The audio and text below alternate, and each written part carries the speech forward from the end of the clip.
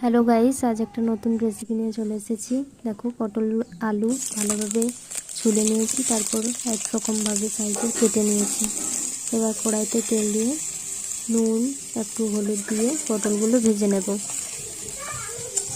ভালোভাবে নাড়াচাড়া করে ভেজে নিতে হবে পটলগুলো। এই রেসিপিটা একবার খেলে ছাড়তেই পারবে না, খুব সুন্দর। বানিয়ে দেখতে পারেন আপনারা বাড়িতে।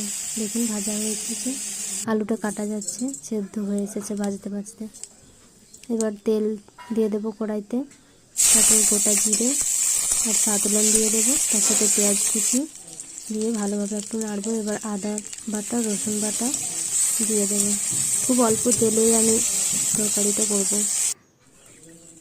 এবার একটা বাটিতে লঙ্কা গুঁড়ো, হলুদ গুঁড়ো, জিরে গুঁড়ো আর সামান্য পরিমাণ জল দিয়ে দেবো। ভালোভাবে মশলাটা বানিয়ে নেব। সেটা এবার দিয়ে দেবো ভাজা পেঁয়াজ সাথে।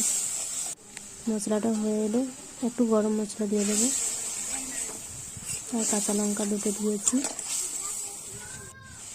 এবার ভেজে রাখা পটল আলুগুলো দিয়ে দেবো, একটু ভালোভাবে নাড়াচাড়া করে নেব।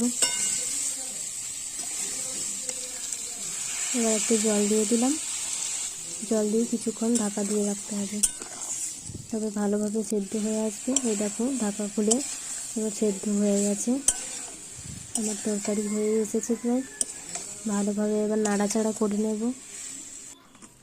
এবার নামিয়ে নিলাম, একটা থালাতে নামিয়ে নিলাম। দেখো, এই রেসিপিটা একবার খেলে ছাড়তেই পারবে না। বাড়িতে অবশ্যই ট্রাই করে দেখবে একবার সবাই।